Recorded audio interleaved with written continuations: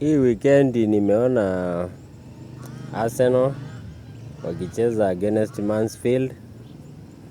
Nimeona Chelsea ikicheza na Wrexham.